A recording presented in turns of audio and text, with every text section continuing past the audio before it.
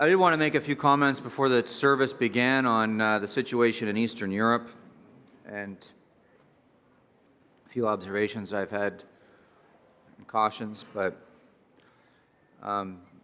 certainly is interesting to see Christians on this side of the world condemning the same Christians who were condemning us for condemning the government now condemning Putin, but that's quite interesting. But he is a bad actor, there's no doubt about that.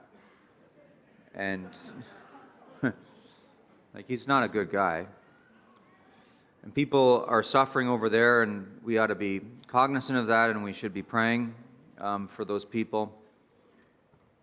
But we should keep in mind as we consider all of this that I think there's been an assumption in the West that our governments have the moral high ground, and likely did during the Second World War and during the Cold War, but I don't think you can say that our governments have the moral high ground anymore.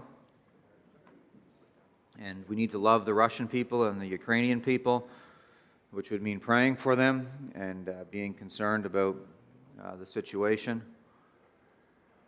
And we need to also remember the fact that the politicians and the bureaucrats and the media, all the fancy people who are directing moral indignation towards Russia and Vladimir Putin are the same ones who have tyrannized us for the last 2 years. So let's not forget that. And these are the same people who have been attempting to convince us that boys are girls and girls are boys. And these are the same people that have manufactured a crisis on this side of the world, the COVID narrative, to present themselves as our saviors and excuse their terrible treatment of us, only to divide and destroy our society. And it's interesting, it's very convenient now that now that they have the ability to direct our anger towards Russia and Vladimir Putin.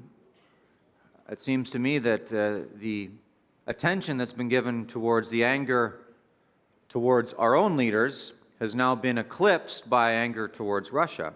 It's kind of convenient, eh? Like, look over there, right? Don't look here. What truckers, right? So it's very convenient.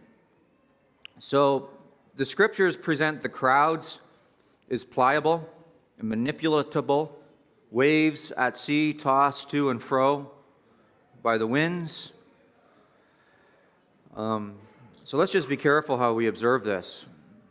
Let's be very careful and know that there's likely more than meets the eyes, because the people that are offering us information are not as pure as the driven snow.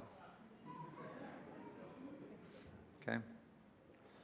And let's be discerning, immovable, reflective, and sober-minded.